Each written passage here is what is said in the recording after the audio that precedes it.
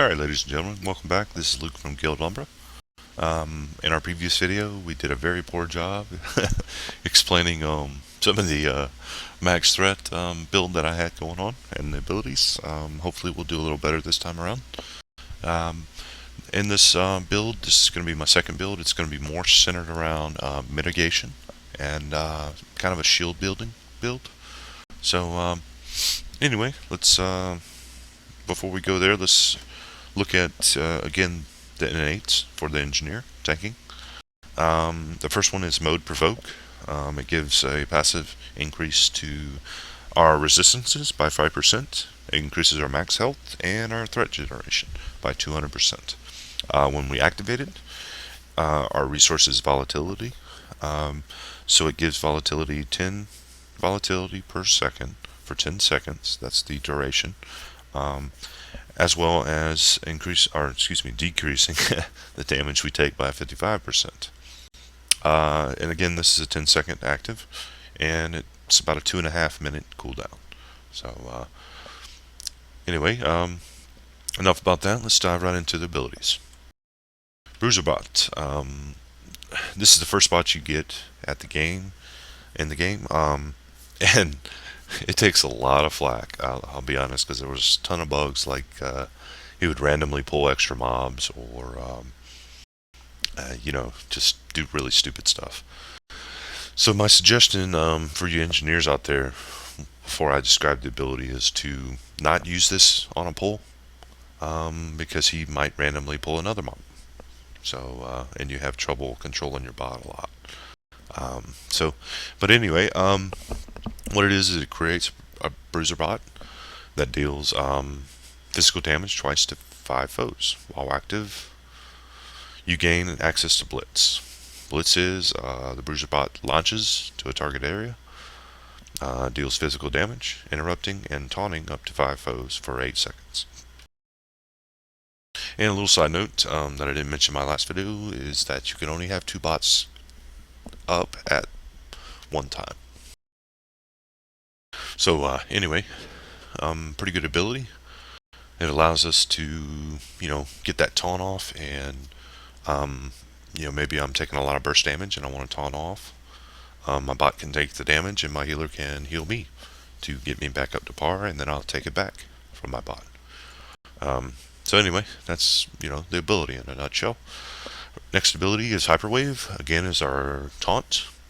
Deals technology damage to 5 foes and grants an Intimidate, which basically matches the highest threat on the NPC's threat list, and increases the threat generation you produce by 1% for 6 seconds. And of course that can be tiered up to generate more threat. So next one, Disruptive Module. It deals technology damage to 5 foes every 1 second for 6 seconds, so it's a dot, and generates 5 volatility each tick. Also in the process, it restores shield to you and 4 allies within 10 meters each tick per foe hits. So pretty cool looking ability. From what I understand and reading the forums, it's somewhat of a weird telegraph, and it's kind of hard to explain. You just have to see it. But still, it falls in our mitigation / shield build that we're running. Next one is Shock Pulse. Fires 3 beams that each deal physical damage. Applies a snare to the foes. The snare reduces movement speed. Okay. Not much to talk about that one because I had it in my last build, and I think I talked a little bit about it. So I'll move right on to the next one. Particle Ejector. This is the go-to ability. We get it at 24 for generating threat. This goes for AoE threat and single target threat. So it's definitely a good idea to run this, regardless of the build you run. And you'll know that if you watch my last video. So anyway, while we're here, we'll talk a little bit about the tiers and why I chose them. The tier 4 Bruiserbot is a big deal. It grants yourself and your bruiser bot a defense, which increases your deflect chance by 3.5%. Again, it doesn't sound like much, but every little bit counts.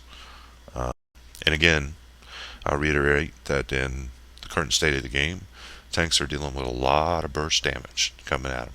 So any chance I can take to reduce that damage, I'm going to take it. So anyway, moving on. This is a pretty cool ability. I think it's bugged for Tier 4, from what I hear. But we're going to assume at launch that it's going to be working properly.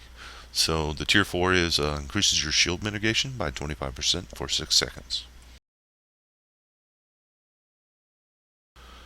The Tier 4 for particle ejector, the cost per tick, just like my last video, is reduced to 3 volatility instead of 5.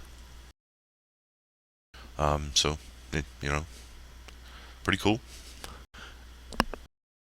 Again, guys, this is not the class that I know everything about, so I'm just doing a general kind of overview as best I can. I wanted to get some builds out there because in the past I've done just overviews. So I want to get a little bit more specific. So anyway, that covers the support abilities. Utility, recursive matrix. It's kind of similar to the Warrior's defense grid, in that it increases deflect chance by a certain amount. It also increases the CC resilience, which is often looked over. It can make the difference between, that breakout gameplay where, some guy has trouble finding a WASAD. So, CC resilience would, I guess, whenever they find the button that they need to mash and hold, it would reduce the time they have to hold it. And it can sometimes make the difference between dying as a clothy or living because you got out of it. So, not a bad ability at all. Repair bot.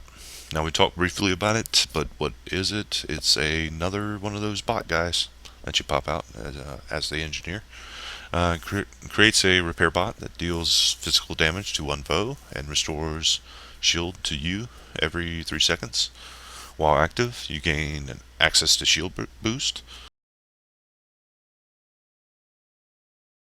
The shield boost also restores shield to 5 allies within 10 meters every 1 second for 4 seconds. So again, this falls into our shield/mitigation build that we got going. So we take it. It's only can be unlocked via amps, and we'll talk about that in a couple minutes. Again, personal defense units. Deploys a personal defense unit lasting 30 seconds directly ahead of you. The defense unit grants you defense, which is decreases the damage taken by a certain percent. And on expiration, grants an absorb for 5 seconds.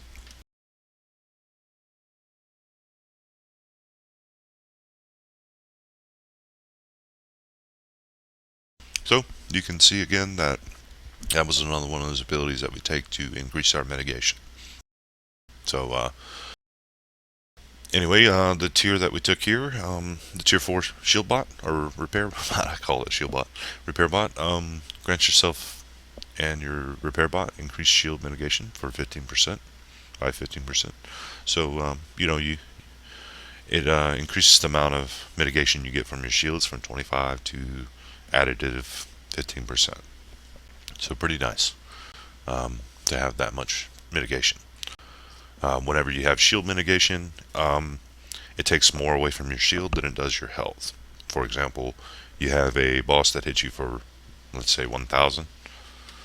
The shield takes 25% of that damage, and your health takes 75% of the damage. So, in this case, instead of 25, which is the standard, you'd have 40%, if that makes sense. And then 60% would go to your health. That's how it should work. Now, whether it works that way or not now, kind of hard to see. So that's one complaint that's been on the forums too.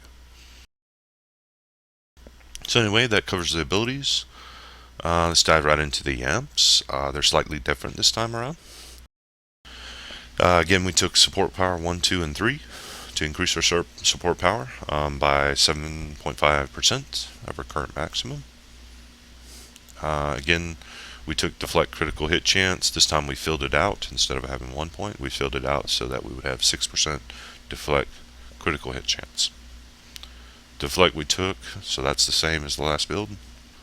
That goes up to 3%. Amity, again, this is a amp that just got nerfed. It was doing, it says landing a hit grants a threatening for 3 seconds. Can only occur every 5 seconds. So, the threat generation was at 60% per hit. Now it's down to 25% per hit. So, it's one of those things you might want to look at. I still think it's viable because, we still have threat issues to a certain extent as the engineer. So, it's not bad. Again, we took boosted armor because it's a flat increase to our armor rating. Rather than, because what is armor? Armor is broken down into 3 different things. Okay, it's physical, magical, and tech resistance. So by increasing the armor rating by 12.5%, we're also increasing our resistances. Okay, so not bad. We take disruptive module amp to unlock it and put it on our action set. So not much to talk about there. We fill out our strike through this time. Again, we fill out our shield capacity up to, 369%. We do helping hand, which is the same as last time. Anytime you can, what it says is taking damage grants a beacon for 30 seconds. The beacon increases incoming healing by 5%, can stack up to 3 times, so 15% incoming healing. I'll take it because, I don't want to piss off the healers too much. And this kind of helps them out, So next, as you can tell, and I think I mentioned in my last video, there's a lot of really long cooldowns for the engineer on their abilities, so taking cooldowns reduction is advised. Again, taking reckless dash is also advised. Any chance we can, because what basically happens is, since volatility is your resource, certain abilities can only be used when you reach a certain volatility point. If that makes sense. It's kind of similar to the warrior, where the warrior had to build up kinetic power to a certain point to be able to use certain spells. Okay. So dashing, in this case, generates 20 volatility with that amp. And this helps us to keep moving. When affected by a root, grants 50% chance to remove the root immediately, can only occur every 5 seconds. Okay, so we basically did that so we can get up to our repair bot, unlock it, and put it on our action set.